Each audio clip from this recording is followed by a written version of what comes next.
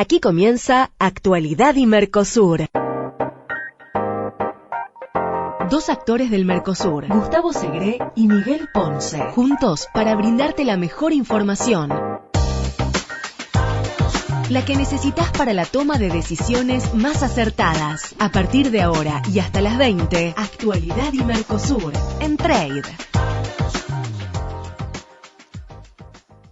Amigos, muy buenas tardes / noche. Como decimos siempre, esto es Actualidad y Mercosur. Los vamos a acompañar como todos los lunes de 19 a 20 horas en el único programa de la radiofonía argentina transmitido, dirigido, conducido simultáneamente desde Sao Paulo y Buenos Aires. Obviamente, en Sao Paulo está nuestro amigo Gustavo Segré. Vamos a ver si nos está escuchando y de paso hacemos la prueba de sonido habitual. Gustavo, ¿estás allí? Sí, señor. Buenas tardes a todos. Un gusto enorme estar aquí en San Pablo después de un percurso, como dicen acá, sí, de muchas ciudades y 2 semanas fuera de casa, ¿no? Así es. Pero la verdad... Se te nota otra voz, se te nota otra entonación, hecho positivo. Y además con mucha alegría... con muchas noticias, está ocurriendo de todo acá, sí, y sé que ahí también. Sí, señor. Así que si querés... Los amigos que nos siguen en las redes sociales estaban asombrados hoy, porque claro, habitualmente, en general, ponemos alguna noticia como para adelantar alrededor de qué va a circular nuestra charla hoy, ¿no es cierto?, y nuestro programa. Pero esta vez se han visto, yo diría, abrumado por noticias de un lado y de otro que objetivamente hacen que este programa esté contando en este momento con mucha expectativa y que haya sido retuiteado por muchísimos oyentes y seguidores que tenemos, ¿no es cierto? Esta vez vamos a alterar, Gustavo, con tu anuencia, vamos a alterar el orden habitual. Habitualmente empezamos con Brasil y la segunda media hora con Argentina. Hoy vamos a hacerlo al revés porque objetivamente, y esto lo saben también los amigos que nos siguen en las redes sociales, hay una noticia que nos interesa que sea primicia a través de esta radio, por eso estamos ansiosos en darla al aire, ¿no es cierto?, y que tiene que ver con un cambio de fondo, un cambio histórico, un cambio que ojalá hubiéramos tenido esta noticia cuando la semana pasada hicimos el encuentro COMEX allá la tercera semana, ¿no es cierto?, en Santa Fe, porque objetivamente hubiera dado mucho que hablar. Lo concreto es que ha trascendido, todavía no de manera oficial, dicho por las autoridades del Ministerio de Economía, que es el que lo tiene que dar a conocer, o la Secretaría de Comercio, o Comercio Exterior, o hasta la propia Cancillería, o por qué no la propia Presidencia de la Nación, ¿no es cierto?, que por supuesto están ocupados en temas más electorales, no han anunciado que oficialmente Argentina le ha transmitido a la Organización Mundial de Comercio que por supuesto acepta y acata el fallo de los últimos paneles, ¿no es cierto?, y por lo tanto las definiciones que la propia OMC ha tomado en relación a la queja de aquellos 40 países, y se ha resuelto dar por finalizadas las declaraciones juradas anticipadas de importación que tienen vigencia, como vos bien lo sabés, Gustavo, desde febrero del año 2012, a través de aquella famosa resolución de AFIP, la 3252, que establecía precisamente la vigencia de esta herramienta no contemplada por la Organización Mundial de Comercio, que originó los problemas que nos han tenido tan ocupados en estos tiempos. La pregunta, sí, claro, es un tema importante. Obviamente, esto va a ser puesto en vigencia con ya el nuevo gobierno acabándose de sentar, ¿no es cierto?, en el tablero de control, que lógicamente va a encontrarse con una situación que tiene que ver con un compromiso contraído por esta administración, que fue la que precisamente impuso esta metodología de las declaraciones juradas anticipadas de importación. Y la pregunta que todo el ambiente se hace aquí, y yo hoy he estado contestando muchísimos empresarios que en off estaban enterados y te llaman para ver qué va a ocurrir, es que ¿qué es lo que se piensa? Entonces ¿vuelve el libre comercio? Por supuesto que no. Como decimos en el ambiente y lo dijimos en Santa Fe, el comercio exterior administrado llegó para quedarse, tal parece. Obviamente no en las condiciones de ahora. ¿Y con qué se reemplazarían las de Haas? Las de Jai. Algunos dicen también las de Haas desde ya. De Jai y de Haas están emparentadas. Y seguramente acá se abre un abanico de posibilidades que por supuesto origina todo tipo de especulaciones, Gustavo. Por un lado, vuelven las licencias no automáticas y volverían, o se le añadiría como herramienta algunos mecanismos que en el argot cotidiano se denominan pararancelarios, pero que también están establecidos dentro de las normativas permitidas por la Organización Mundial de Comercio, esto es, algún tipo de salvaguarda en relación a temas de la salud, o en relación a temas de seguridad, o en relación a alguna otra temática que permita, ¿no es cierto?, continuar con una suerte de control y con una suerte de administración lo más parecida posible, de acuerdo a los indicadores que han trascendido, al régimen que teníamos previo a las de Jai, ¿no es cierto?, previo a la 3252. Esto es, alguna versión dice que vuelven exactamente el mismo listado de 600 posiciones arancelarias alcanzadas por las licencias no automáticas. Otros dicen que estaría más cerca de las 400 originales.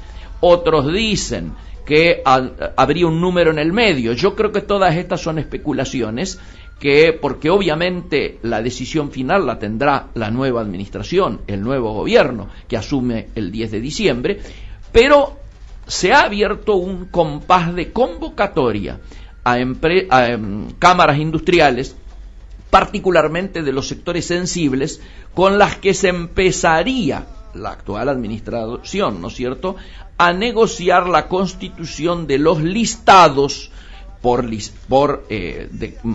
posiciones arancelarias, lógicamente, para ver cuáles estarían incluidas y cuáles no. Vos sabés que esto va a originar, como siempre, un proceso de lobby descarado. Me parece además que es muy posible que ese lobby tenga que ser pasado en limpio, seguramente con los equipos luego de que las elecciones se realicen, es decir, cuando las elecciones se realicen y ya se sepa cuál es el presidente electo, seguramente se conocerán los equipos técnicos que van a ir a algunas de estas áreas. Yo creo que el acelere para la definición de los listados de estas licencias no automáticas, en definitiva, me parece, habrá que revisarlo con esos nuevos equipos que seguramente podrán hacer modificaciones o no a lo que se termine consensuando en estos días con el actual equipo. ¿Se entiende? Ahora, se entiende perfecto, pero tengo algunas dudas. La primera, vos sabés que Brasil es experto en colocar barreras no tarifarias o pararancelarias. Sí, señor.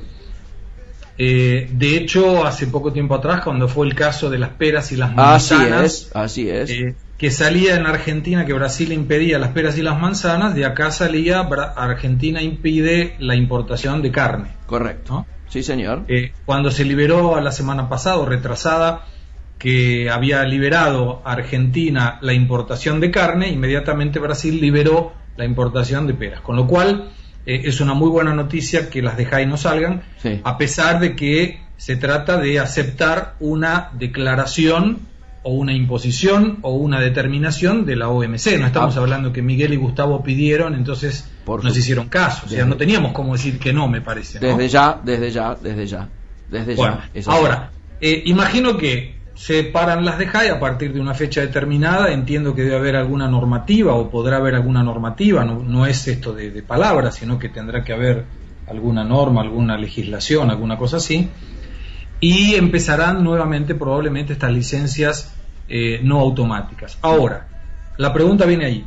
Dentro de lo que es dentro de la OMC, dentro de Brasil, Argentina, Mercosur, lo que nosotros tomamos y tenemos aquí como licencias no automáticas son dos tipos. Una es la licencia no automática previa al embarque y otra la licencia no automática previa al despacho. Correcto.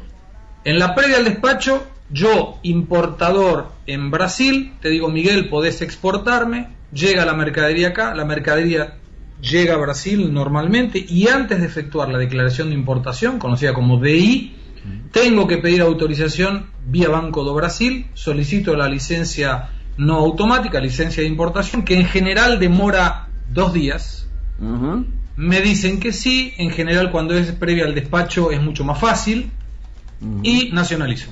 Ya. Si es previa al embarque, el tema es un poco más complicado, porque generalmente el Banco do Brasil, a través de sus técnicos, se toma un poco más de tiempo, y vos no me podrías exportar antes de la declaración de importación, estar ok, porque si la declaración está ok, pero el conocimiento de embarque tiene una fecha anterior a la DI, pago multa, y multa feroz. Importante, multa sí, grande. claro.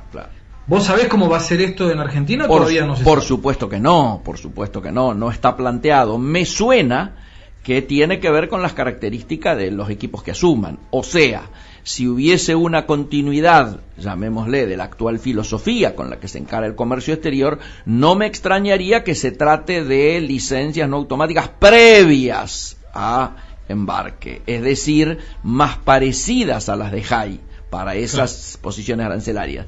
Si en cambio los próximos equipos se alejan algo de la actual orientación, tal vez podríamos esperanzarnos en que se tratara de la segunda opción que vos planteabas. Y ahora la otra pregunta ¿y cómo va a ser el Banco Central para autorizar los pagos de las eventuales importaciones que puedan hacerse, ¿no? Obviamente se supone que para aquel tiempo estaremos en estado de régimen con el retorno probable a las fuentes de financiamiento internacional, y quiero creer no estaremos con las limitaciones que estamos a la fecha. Limitaciones que además se han visto agravadas. No es que estamos acercándonos gradualmente a una situación a partir de la cual después del 10 de diciembre, o mejor dicho, después que finalice la etapa de las de JAI, ya por el 30, todo va a funcionar estilo violín. Yo calculo que tendremos una etapa transicional. El próximo gobierno, por recién asumido, va a poder pedir algún tipo de waiver, a lo mejor a la propia Organización Mundial de Comercio, que puede contemplar esta situación del cambio de administración, aunque de pronto fuera el mismo color político, y supongo yo tendremos una etapa de transición hasta la vigencia plena de los nuevos regímenes, ¿no?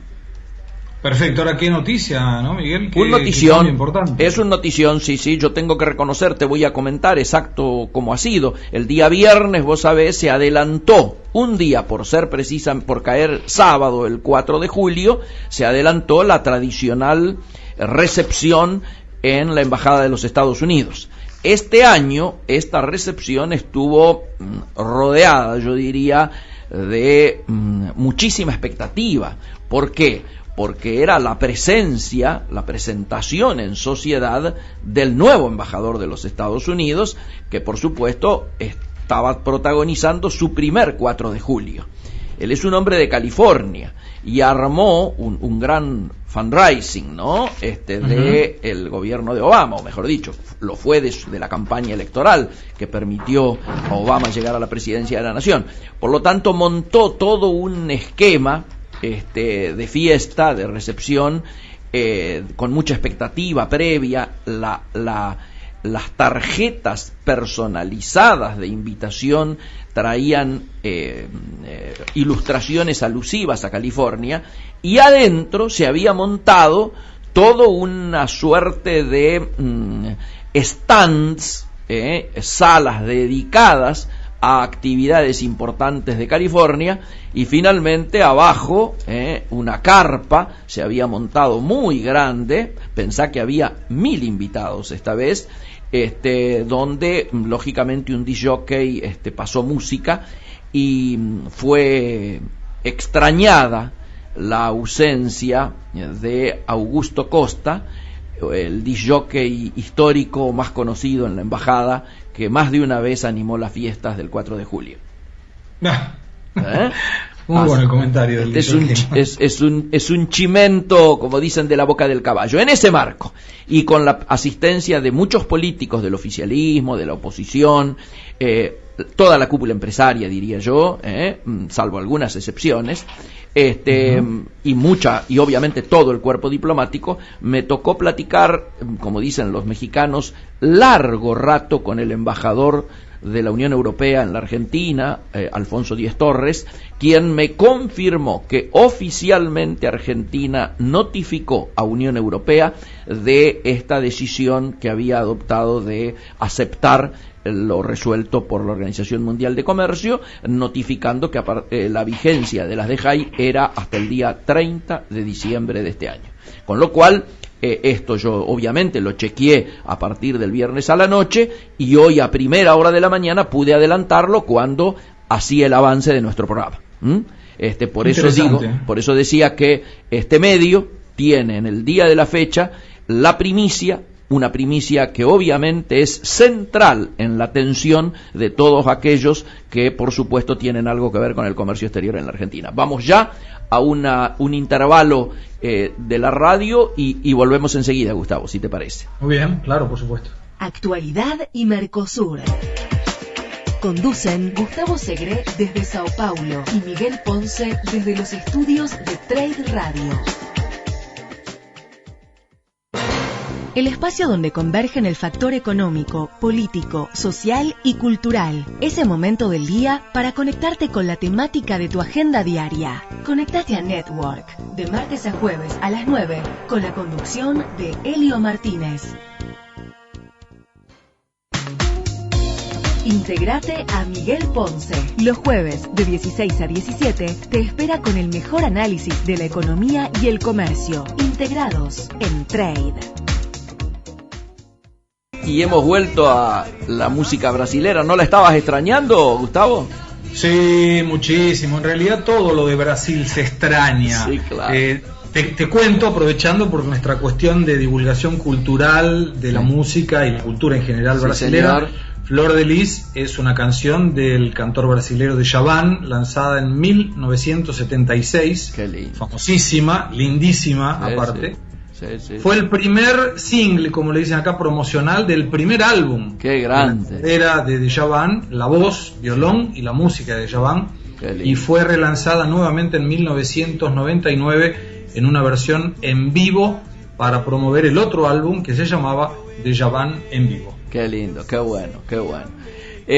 Volvemos al capítulo argentino. El capítulo argentino, obviamente, y después quiero que toquemos un temita vinculado al capítulo argentino, pero de costado. El capítulo argentino no puede hoy soslayar ni hacerse el distraído en relación a lo ocurrido en el día de ayer. El día de ayer ha sido un día políticamente muy importante. Las elecciones en la ciudad de Buenos Aires han tenido, yo diría, dos ingredientes muy fuertes. El primer ingrediente es que se comenzó a aplicar con singular éxito, y vamos a contar las experiencias personales nuestras, la boleta electrónica. Yo tardé exactamente 30 segundos, y por lo tanto digo, mi situación, y creo que aquí también todos los que con los que he hablado me han ratificado esta situación, lo cual significa un avance, ¿no? El segundo ¿Cómo funciona ahí? Perdóname, ¿cómo es el tema de la...? Te presentás en la mesa, entregás tu documento, te entregan un cartón, una suerte de boleta electrónica, llámale, que la colocás en una máquina. En la máquina te dan a elegir la primera opción, lista completa o por campos. Si vos pones lista completa, te aparece todas las cabezas de lista y vos elegís y la ponés. Y por lo tanto estás votando diputados nacionales, jefe de gobierno y comuneros, como le llaman ahora, o sea, los representantes de las comunas, los tres campos. Podés, en cambio, decir, no, voto por campos. Entonces, si votás por campos, te aparecen todas las opciones para jefe de gobierno, la elegís, la marcás.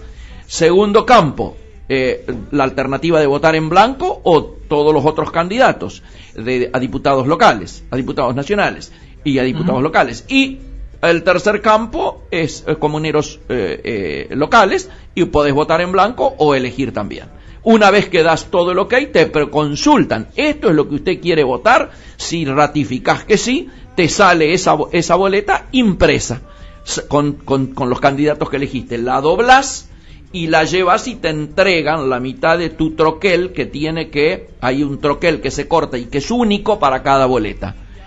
Luego esto agilizó terriblemente lo que fue el escrutinio, y a las 10 de la noche, cuando todavía no había aparecido el resultado de la primera mesa de La Rioja y los dos candidatos se acreditaban el triunfo, aquí ya teníamos un 90 y largos % escrutados, y por lo tanto ya habían hablado los tres candidatos. Habló primero, obviamente, Rodríguez Larreta, ¿no es cierto?, con un porcentaje de alrededor del 45%, inmediatamente habló Recalde, que salió tercero, ¿no es cierto?, reconociendo que había balotaje. Nos enteramos oficialmente por él, diciendo que se preparaba para llamar por teléfono y felicitar tanto a Rodríguez Larreta como a Lustó, y por supuesto, inmediatamente luego de él habló Lustó, que ratificó que va al balotaje, porque durante todo el día había habido operaciones para decir que Lustó se iba a bajar, que no iba a haber segunda vuelta, hecho que por supuesto está en su derecho, pero él notificó esa misma noche, de que con 20 puntos de diferencia, o sea, 45 a 25, números más, números menos, iba a balotaje, y este balotaje, como vos bien sabés, se realiza no este fin de semana, sino el próximo. Bastante rápido. En 15 días tenemos jefe de gobierno. Por supuesto, esta es un distrito en el cual al oficialismo le ha costado mucho, dificultades finalmente tener representación. Si uno se acuerda de que Filmus era la imagen, ¿no es cierto?, habitual de la derrota, bueno, quiero decirte que Filmus sacaba porcentajes superiores, bastante superiores a los que sacó Recalde. Quiero decirte también que la singularidad era que Recalde era el primer candidato oficial de la Cámpora que se sometía a la opinión popular. Así que en 2 semanas, este fin de semana que viene no sino el otro, estaremos con balotaje en la ciudad de Buenos Aires. Las otras elecciones fueron en Corrientes, donde ganó el oficialismo local, o sea, la Unión Cívica Radical con Colombi tuvo un triunfo muy contundente. Hubo elecciones en Córdoba, donde ganó la alianza de la Sota Massa, que llevaba como candidato a gobernador a Schiaretti. Hubo muy buena, que ya fue gobernador, recordemos, secretario de Industria, y fue gobernador, el gringo Schiaretti. Y segundo, salió muy cerca, muy superior a lo que decían las encuestas, el candidato radical Oscar Aguad, que por supuesto iba apoyado por Juez y por el PRO. La otra elección importante fue la que ocurrió en La Rioja, ahí es donde se produjo esa anécdota que yo te hacía referencia. A las 10 de la noche no había ninguna urna, y ambos ambos contendientes se atribuían el triunfo, se autoproclamaban ganadores. Cuando se produjo el viaje de Scioli, más Zanini, más el ministro de Salud, Mansur, más Berni, más algún otro dirigente, ahí nos dimos cuenta de que los números que el gobierno contaba, viajaron a La Rioja, quiero decir, los números que el gobierno contaba daban que estaban por arriba. Finalmente terminó unos puntos por arriba, hoy recién se conoció el resultado definitivo. Y la otra derrota del gobierno estuvo dada en La Pampa, donde en La Pampa se enfrentaban el candidato que había elegido Cristina, para Frente para la Victoria, y el candidato justicialista histórico, Berna, ¿no es cierto?, de La Pampa, que fue finalmente el que triunfó. Por lo tanto, el gobierno festejó en una sola provincia, que fue La Rioja, con un triunfo muy ajustado sobre la oposición, que por supuesto iba junta. Todo esto, si bien no define la elección nacional, va generando climas, ¿no es cierto? Sirve para ir generando climas. Y uno ahora luego de ocurrido lo de Santa Fe y lo de Mendoza con anterioridad, uno tiene que darse cuenta de la importancia que para el gobierno tiene la provincia de Buenos Aires. En la provincia de Buenos Aires tiene que descontar las importantes diferencias que ha habido en todos los demás distritos importantes: Capital Federal, provincia de Santa Fe, Córdoba, Mendoza, todos distritos donde el oficialismo quedó bastante lejos. Por lo tanto, lo que tiene para recuperar en la provincia de Buenos Aires es muy mucho.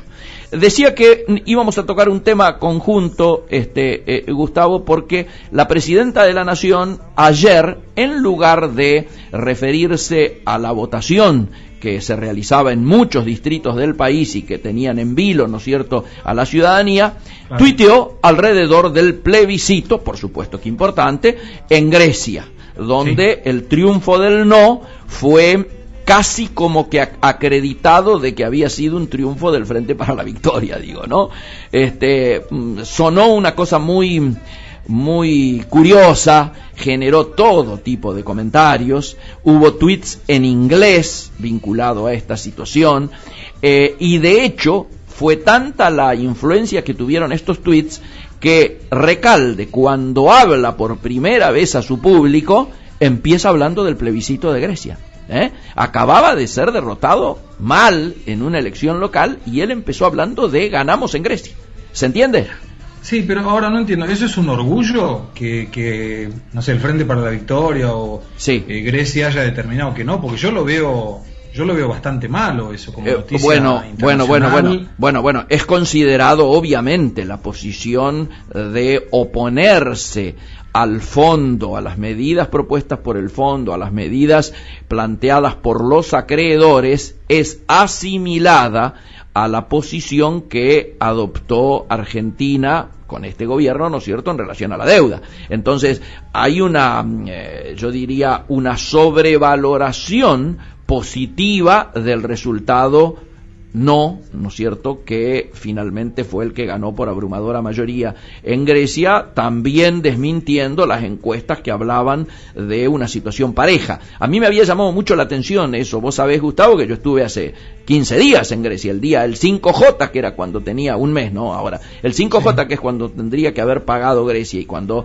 se destapó todo este asunto de que no iba a pagar, se notaba un ambiente paradójicamente de que la gente claramente estaba en una posición de no querer achicarse, de mucho consumo, una cosa de las noches de Atenas eran espectaculares, ibas a los restaurantes todos llenos, no veías un espíritu de ajuste, y en las universidades vos notabas una fuerte tarea oficialista del partido, ¿no es cierto?, de Tsipras, de Syriza, ¿no es cierto?, en apoyo de la posición de Tsipras, que llamaba la atención. Igualmente, como todo esto hay que mirarlo dinámicamente, no podemos, diríamos, disimular el impacto que también genera la renuncia del ministro de Economía el día de hoy para negociar, obviamente, en otras condiciones y dejarle las manos libres al primer ministro, porque con esta fuerza que le ha dado el no pueda hacer un arreglo que en definitiva termine evitando la salida de Grecia de Unión Europea, o sea, el famoso Grexit, ¿no es cierto?, que se ha denominado, y lo que teme Estados Unidos y teme el resto de la Unión Europea es que termine cayendo en brazos de Putin y sus amigos, ¿no?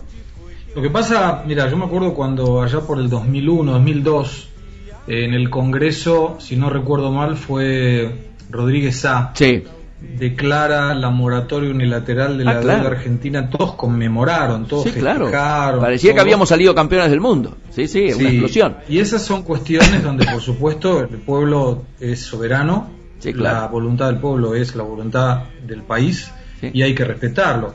Pero son precios que todos se pagan, ¿no? Porque en definitiva, sí, la deuda fue tomada por un gobierno, sí, legal, sí, representativo de un pueblo, con dinero que alguien le prestó, sí, y en la lógica del mundo capitalista, cuando alguien te presta, vos tenés que devolverlo. Absolutamente. Porque si no, no te prestan más. Es exactamente esta la situación de Grecia, similar. Nos vamos a un corte publicitario de la radio e inmediatamente venimos ya para adentrarnos en toda la vasta temática brasilera. Adelante. Y del partido con Chile, por supuesto. Pero desde ya. Sí. Tampoco podemos hacernos los distraídos con eso. Adelante. Brasil, coloque un pie sin meter la pata.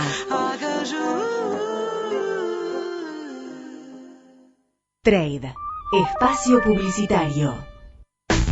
Según algunas fuentes, la idea original surgió mientras se estaba desarrollando un servicio de radio online, una red que permite enviar mensajes de texto plano de corta longitud llamados tweets. Un mundo en el que podés expresarte y contarnos qué opinás.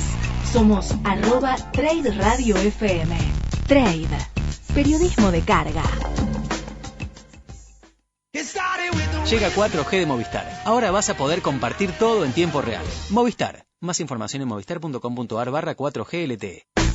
Jack Dorsey lo creó en marzo de 2006 y lo lanzó en julio del mismo año. Hoy, más de 500 millones de usuarios generan 65 millones de tweets por día, 140 caracteres para decir lo que pensás. Conectate. Somos @Trade Radio FM. Trade. Música y negocios en el orden que vos quieras. Su negocio necesita moverse. Nosotros lo conectamos al mundo. APM Terminals. Una terminal al servicio de sus clientes. www.apmterminals.com. Medlog, una empresa del grupo MSC que ofrece un servicio de logística integral puerta a puerta, de la fábrica al consumidor, desde cualquier origen hasta cualquier destino final en todo el mundo, acompañando su producto a lo largo de toda la cadena logística. Consorcio de Gestión del Puerto de Quequén. Forjamos nuestra historia junto a la cadena agroexportadora. Día a día asumimos el compromiso de brindar mayor calidad y eficiencia al sistema portuario internacional. Puerto Quequén, profundamente operativo. Fin espacio publicitario.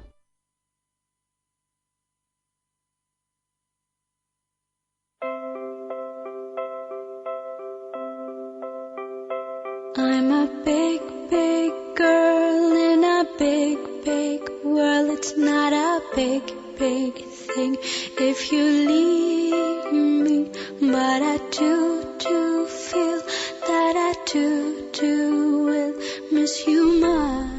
Y volvemos con Actualidad y Mercosur. Obviamente los estamos acompañando hasta las 20 horas. Y Gustavo, te dejo elección. ¿Qué querés empezar? ¿Por lo de Brasil directamente y dejar para el final Argentina-Chile, o vamos a Argentina-Chile primero? Yo creo que lo mejor es sacarse las malas noticias de adelante. ¡Qué grande! Me imaginé que ibas a hacer eso. Dale. Primero, por supuesto, agradecerle como siempre a Marcelo D'Alessio en la locución y los controles, a Agustín Martínez en la producción y la coordinación general de Laura Baldino, que siempre nos están apoyando para que Actualidad y Mercosur salga como debe salir, a pesar de vos y de mí. Qué grande, muy bien. Te cuento que tuve la suerte de ir invitado por un banco brasilero a la final de Chile y Argentina. Me deparé con un pueblo muy amable en términos generales, pero un poco molestos con los argentinos, y algunos amigos que hice en Chile me contaron el motivo. Recuerdo cuando estuvimos en Santa Fe y posteriormente a ese viaje, vos me decías: Gustavo, cuídate mucho, que las informaciones que vienen de Chile no son buenas. Y vos sabés que, Miguel, el tema es así. Cuando fue el juego que tenía que ver con la clasificación para el Mundial del 2014, cuando Chile fue a jugar a Argentina, hubo uno de los hinchas más famosos, como si fuera Tula de Argentina. Este hincha de Chile se llama el Guaso Lalo. El Guaso Lalo. Es un señor ya de edad, y aparentemente algunos argentinos le pegaron a este señor chileno. Ajá. Y lo lastimaron. Y ese fue el motivo por el cual en algunas redes sociales algunos chilenos que estaban muy molestos con esta actitud del pasado motivaban a que si veían a algún argentino con la camiseta argentina, bueno, también fueran molestados o golpeados. Este fue el porqué de esa situación delicada entre lo que uno veía allá y lo que uno sentía en el palpitar de la gente. Pero me encontré con gente muy amable, saqué inclusive algunas fotos con mi famosa camiseta mitad argentina y mitad brasilera, para que por lo menos los chilenos me peguen de un lado solo, si me tenían que pegar. Claro. Y no encontré ningún tipo de agresividad de nada. Cuando llegamos al estadio, el estadio completo, pero había algunos lugares todavía que no habían sido vendidos o que la gente no había ido, probablemente de patrocinadores o algo así. Y el cántico, además de Chile, que no es una hinchada que grita mucho, porque la verdad no lo hace. Ni que tenga mucha creatividad. No la tienen, nada de creatividad, con mucho respeto por nuestros amigos chilenos, pero vos fíjate que cantan el himno durante el partido en algunos momentos para alentar al equipo. Sí. Aquella contienda de Chile, viva Chile, normal, pero que tampoco tiene ningún tipo de creatividad en cuanto a la música o al dicho. Los argentinos estábamos bastante aislados, se veían algunos grupitos blancos y celestes en algunas partes del estadio. Algunos otros estábamos un poco diseminados porque habíamos sido invitados por alguno de los patrocinadores, entonces no teníamos una agrupación concreta o numerosa. Claro. Y el otro, el único cántico que podría sobresalir en relación a Argentina era borón bombón, el que no salta es argentino maricón.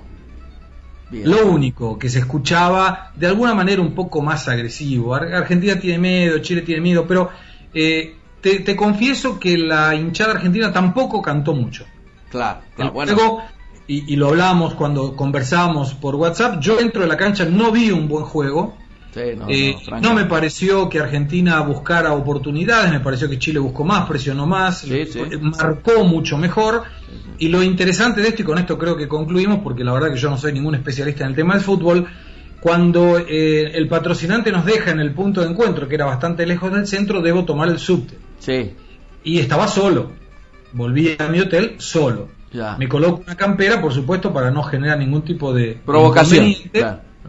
Claro, sobre todo porque estaba lleno de chilenos, con las banderas, con las camisetas, con las caras pintadas y todo, y entran un montón de chilenos al subte donde yo estaba, solito, quietito, al lado de la puerta, y empiezan a cantar. Borón bombón, el que nos salta es el argentino maricón. Y en ese momento vos sabés que la sobrevivencia te hace saltar. Sí, claro. Porque vos decís, o salto o soy boleta. Yo igual salté, pero se ve que no puse mucha voluntad en el salto. Una señora me miró como diciendo, este no es chileno. Cantaban el himno que yo no lo sabía cantar, entonces la única opción que se me ocurrió para salvar cualquier opción de duda fue bajar del subte, el celular, y la llamé ficticiamente a mi madre diciéndole, mamá, estoy bien, estoy acá, todo hablando en portugués, por supuesto. Estoy bien, los chilenos están muy contentos, estoy acá dentro del subte, gente muy macanuda, gente muy piola, y quédate tranquila que está todo bien. Y ahí la señora dejó de mirarme porque dijo, bueno, entonces es brasilero. Claro. Pero la verdad dio un poquito de miedo. Sí, claro. No, yo pensé que elegantemente te habías bajado en la primera estación. No, porque primero era uno de los últimos subtes, allá el subte cierra a las 11 de la noche y a las 10:30. Claro. Y por otro lado, el otro iba a estar igual de gente, porque estaban todos yendo para puntos de concentración o volviendo de festejar. Sí. Che, ¿y dónde festejaron ahí en la Moneda? Festejaron cerca de la Moneda, festejaron en Providencia, hay una plaza también, Cerro Santa Lucía, festejaron en Las Condes, festejaban en muchos lugares. ¿Vos estabas parando que en Las Condes? Yo estaba parando en el centro, cerca de la Moneda. Mira qué bien. Cerca de la Moneda. Pero el punto de encuentro era en Las Condes, así que tuve que recorrer toda la línea 1 en subte sufriendo. Claro, imagino. Damos vuelta a la hoja. Vamos al lado brasilero. Te cuento, Miguel, los indicadores del día. El índice Bovespa 0.7% abajo, terminó en 52.149 puntos, menor índice en 3 meses. Y el dólar, casualmente, a pesar de Grecia, porque yo confieso pensé que a partir del resultado de Grecia el dólar iba a subir, no lo hizo. Bien. Se mantuvo estable, 0,09 arriba, muy poquitito, prácticamente nada, y terminó la cotización del día 3.142 reales por cada moneda americana. Lo que sí, si uno evalúa algunos datos interesantes, creo que lo podemos hacer en estos minutitos antes del próximo corte. Obvio. Producción de vehículos, peor resultado en 9 años. Y esto es un tema terrible, sobre todo porque acá estaban esperando con que Argentina mejorara, Argentina espera con que Brasil mejore, ninguno de los dos mejora, los dos comienzan a empeorar, y te doy números que asustan. Vos fíjate que el mes de junio los autos, la producción de autos en Brasil cayó el 14.8% en relación a junio del año pasado. Los utilitarios cayeron el 13.8% en relación a junio del año pasado, y los camiones, Miguel, mirá este número, este indicador, cayó el 35.5% de junio en relación a junio del año pasado. Qué fuerte, Gustavo, eso, qué fuerte. Son números complicados. Para cerrar este panorama, te diría de la segunda media hora, vos sabés que cuando yo estuve la semana retrasada en Nueva York y Washington, fui, entre otros motivos, para cubrir un poco lo que iba a ocurrir entre Dilma Rousseff y Obama. Sí, señor. Ese acuerdo se terminó de firmar el martes de la semana pasada, o sea, yo ya estaba en Santa Fe contigo, pero podría decirte que el acuerdo terminó con 5 ítems, que lo señalo rápidamente. El primero, de medio ambiente. Brasil y Estados Unidos se comprometieron a ampliar la participación de fuentes renovables en las matrices eléctricas. Esto es puro ruido, Miguel, porque ayer casualmente salió un informe en el principal semanario por televisión que se llama Fantástico, de la Red Globo, donde demuestra que la mala gestión de los últimos gobiernos, y no incluyo solamente a Lula y a Dilma, sino también el último gobierno de Fernando Henrique Cardoso, le generaron pérdidas que llegan a los 64.000 millones de reales. Estamos hablando de 20.000 millones de dólares por la mala gestión, y te doy un ejemplo. En Río Grande do Sul, allá por 1998-99, se firma un acuerdo entre Argentina y Brasil para construir una generadora de electricidad a base de gas. Y el proveedor de gas sería Argentina. Bueno, Argentina, con los problemas de gas, desde el 2011 no mandó más gas, y me llama la atención que alguien en alguna cláusula no haya dicho: señores, yo estoy haciendo esta generadora de electricidad a base de gas porque yo sé que vos me vas a mandar gas, Argentina. Si vos me dejás de mandar gas, me tenés que pagar alguna multa, porque yo te estoy comprando gas y estoy construyendo a costo de 2.000 y pico de millones de dólares una generadora de electricidad. Bueno, Argentina no le manda gas, Brasil tiene que importar gas de Angola, llevarlo a Bahía Blanca, hacerle toda una conversión determinada, que no sé técnicamente cuál es. De Bahía Blanca va a esta hidroeléctrica o gas eléctrica, o no sé cómo se llama, en Río Grande do Sul, pero no le cierra con nada el número, con lo cual todo esto de medio ambiente firmado entre Estados Unidos y Brasil es una línea en un acuerdo que no va a servir para nada. Claro. Bueno, el segundo punto es tema de comercio. Un tiro por elevación Argentina, creo yo. Los gobiernos anunciaron la intención de firmar un memorándum, ojo a esto, firmaron la intención de corroborar un memorándum para armonizar normas técnicas. ¿Y qué es esto de normas técnicas? Como el Mercosur le impide a Brasil o cualquiera de sus socios firmar acuerdos de libre comercio con otros mercados, ¿qué se puede hacer para burlar la ley? Y lo que se puede hacer es: yo armonizo normas técnicas, y en aquellos productos que yo te coloco barreras pararancelarias o no tarifarias, como hablábamos al comienzo del programa, la flexibilizo un poco. Entonces, en vez de precisar que un producto que viene de los Estados Unidos, como hoy ocurre dentro del Mercosur, tenga que tener el registro en Argentina y también el registro en Brasil, se firman estos acuerdos de armonización técnica donde, si está registrado en Estados Unidos, automáticamente está registrado en Brasil. Claro. Con lo cual, generada la demanda, facilito el comercio y no necesito ir por afuera del Mercosur. Muy criterioso y muy creativo. Sí, claro. El sector pecuario, por ejemplo, el Departamento de Agricultura de los Estados Unidos publicó el llamado decisión final, que reconoce el estatus sanitario de la carne brasilera. Y creo que también lo hizo con Argentina, si no estoy equivocado, que salió mucha divulgación sobre este tema. Bueno, lo está haciendo con el Mercosur en general. Otro tema importante, el tercero, concesión de visa. Brasil quería exceptuar la visa para turistas brasileños que fueran allá a Estados Unidos, no lo ha conseguido, pero se consiguió flexibilizar también para que Brasil entre en un programa que los Estados Unidos tiene, que se llama Global Entry, a partir de la primera mitad del 2016, en que aquellos que son viajeros frecuentes no entran en la fila de extranjeros, sino que entran directamente como si fueran americanos, colocan el pasaporte, generalmente con chip, en unas maquinitas que Estados Unidos tiene, y entran en 5 minutos. Qué bueno. El cuarto tema, muy interesante creo esto. Sí. ¿Te parece que antes del cuarto hagamos el intervalo? Dale, con gusto. Adelante.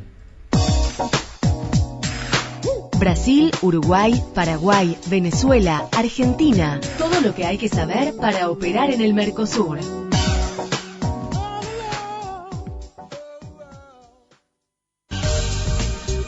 Somos lo que fuimos. Un intento por comprender la Argentina, con la conducción de Rosario Lufrano, premiado con el oro como mejor documental histórico en el New York Festivals. Todos los viernes a las 16 por Trade. Estás donde elegís estar. Y volvemos con nuestro último tramo de Actualidad y Mercosur. Está al aire Gustavo Segre. Sí, sabés que es importante mencionar, volviendo al tema cultural, el día que el sol declaró su amor por la tierra. Se llama la música esta que escuchábamos, de Jorge Ben George. Todo lo que oímos siempre en estos carnavales cariocas, en las fiestas de casamiento argentino, generalmente son todos escritos por este señor, Jorge Ben George. Qué bueno. Volvemos al cuarto punto. Tiene que ver con la defensa. Ya. 2 acuerdos fueron firmados en el área de cooperación de defensa y otro en seguridad de informaciones militares, con foco en el flujo de informaciones, bienes, servicios y tecnología entre ambos países. Brasil le compró algunas cuestiones de estrategia que no fueron divulgadas a Estados Unidos, y fueron ratificados estos acuerdos ya por el Congreso brasileño. O sea, le lleva Brasil al Congreso americano y a Obama diciendo, mira, estos acuerdos que ya habían sido firmados están corroborados por el Congreso brasileño. Claro. Quinta cuestión que me pareció muy interesante también, y que hasta donde sé no lo tenemos con el Mercosur, que tiene que ver con la jubilación, previdencia social. Se firmó un acuerdo para permitir que ciudadanos brasileños que trabajen en los Estados Unidos y ciudadanos americanos que trabajen en Brasil, cuando contribuyen para la jubilación, pueda ser reconocida en el otro país. Y se evita de esta forma la doble contribución. O sea, yo trabajo acá y me puedo jubilar en Argentina, porque los pagos que yo realice durante el tiempo que tenga trabajando acá, Argentina me lo reconocería. Esto es entre Estados Unidos y Brasil. Sinceramente desconozco, podemos averiguar algo de esto, pero esto permitiría que las empresas de los dos países economicen algo así como $1.000 millones en los primeros 6 años que este acuerdo entre en vigencia. Y por último, el tema de educación, 6 los puntos, no 5, 6. Brasil y Estados Unidos firmarán un memorándum de entendimiento para cooperar en educación técnica y profesionalizante, con aumento de colaboración en instituciones educacionales entre los dos países. Bien. Desde el punto de vista brasilero se vinieron todos muy contentos, no fuera porque cuando Dilma estaba viajando, Lula se fue a Brasilia. Claro. Y lo hablamos el programa anterior. A partir de ahí, yo te diría que entraríamos en la última parte explosiva, si se quiere, del programa, porque en las últimas horas salieron crisis, algunas de las notas. Crisis eleva posibilidad de intervención de Lula en el gobierno.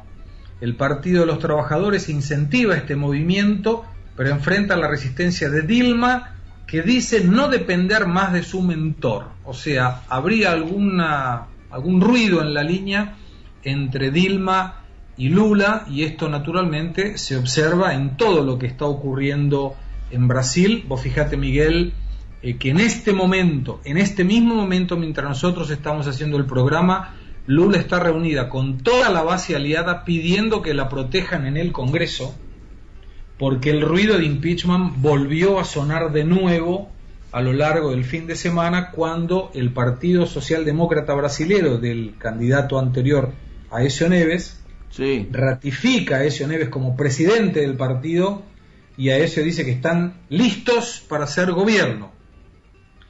Y ahí vos ves que hay una crisis política fenomenal, donde hoy la Folia de San Pablo, uno de los diarios similares a Clarín, te diría, en la concepción del tipo de periodismo y de la cantidad de tirada que tiene, analiza 5 opciones, y son estas las que me gustaría compartir con vos y con nuestra audiencia, para que, por supuesto, intercambiemos opiniones, Miguel. A ver.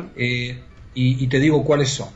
Estas 5 sin contar el riesgo permanente que debe salir a resolverse en los próximos días de la aprobación o no de las cuentas del gobierno Dilma del 2014, que como lo hemos hablado en más de una oportunidad, entiendo que es la principal preocupación de Dilma respecto a un juicio político, porque sería automático. Si el Tribunal de Cuentas de la Unión no le aprueba las cuentas y está hasta ahora en una visión de no aprobarlas, el Congreso brasilero siempre siguió la temática del tribunal, o sea, si se aprueba el tribunal, se aprueba por el Congreso. Si no se aprueba el tribunal, el Congreso ya dijo que muy probablemente acompañe esa determinación, porque no quiere un problema entre los poderes que están en la administración pública. Y en caso que el Congreso no le apruebe las cuentas, automáticamente el pedido de impeachment se hace, porque está contrariando la ley, y la Presidenta de la República no puede contrariar ninguna ley.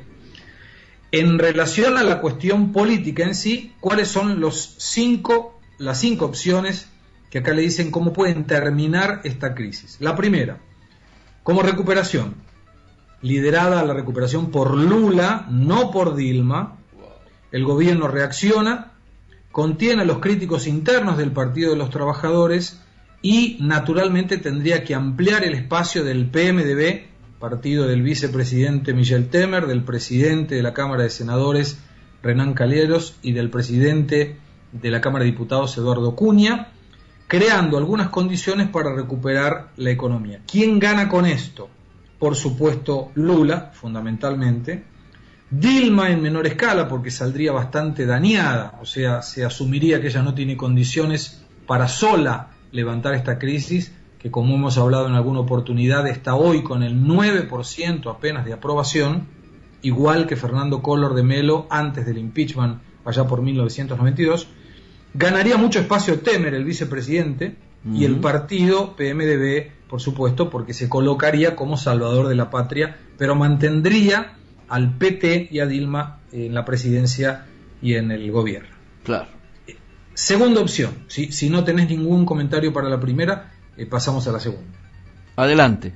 Bueno, la segunda, complicada, pero sería la renuncia de Dilma. Directamente La renuncia de Dilma, sin apoyo en el Congreso, aislada en el propio partido, y es lo que se está observando ahora. Yo te diría que lo que uno ve en las líneas y en las entrelíneas de lo que se escucha, lo que se lee, comentarios de políticos, el propio Lula viajando justo en el momento en que Dilma no está, eso fue algo realmente complicado para digerir, porque si ¿cómo puede ser que Lula viaje justo cuando Dilma no está? Le está restando muchísimo poder a la luz de todo el mundo, sí, inclusive claro, al reunirse con sus ministros.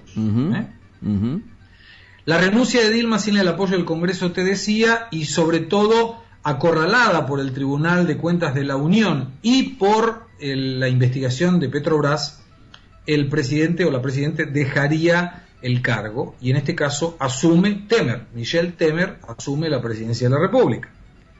¿Quién ganaría? Absolutamente el PMDB, porque se saca al PT del medio, se saca a Lula del medio, se saca a Dilma del medio, claro que seguramente con un acuerdo de gobernabilidad con el propio Partido de los Trabajadores en el Congreso, claro, pero ya digeriendo el futuro de la nación. Temer, presidente, ¿y quién más va a ganar? Renan Calheiros como presidente del Senado y Eduardo Cunha como presidente de la Cámara de Diputados.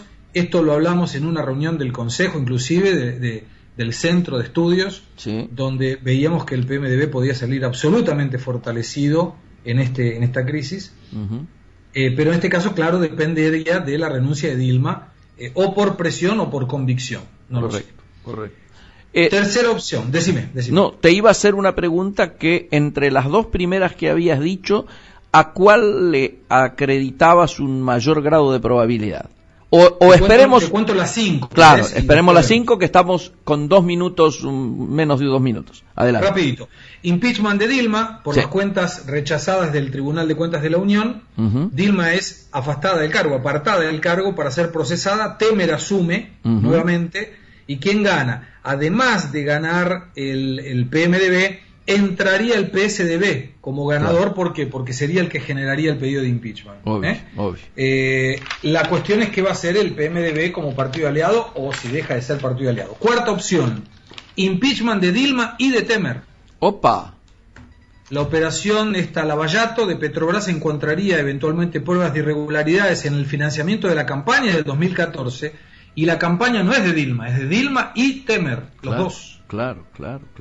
En ese caso son convocadas nuevas elecciones. ¿Quién ganaría en este caso? Aécio Neves y también Renán Calieros, presidente del Senado, y Eduardo Cunha, presidente de Diputados. Y la última, la vuelta del parlamentarismo, que entendemos que no es posible.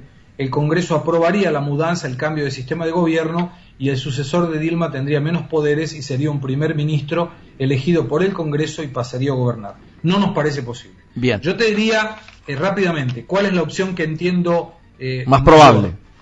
Me parece que entre la segunda y la cuarta, o sea, la renuncia de Dilma y el pedido de impeachment a nivel de los dos. Bien. De Dilma y de Temer. Me da la sensación, y esto lo vamos a ir acompañando en las próximas horas y en las próximas semanas. Sin duda, desde ya que sí, muy completo, Gustavo, y muy sorprendente, ¿no? A ver cómo hemos ido llegando a esta situación. Claro, los que nos han ido escuchando no pueden sorprenderse, pero si alguien se engancha a partir de ahora y no ha ido o ha escuchado la realidad brasilera, cómo se ha ido deteriorando, ¿no es cierto? Es decir, si mira esto como una fotografía y no como una película, le pegaría muy fuerte, ¿no?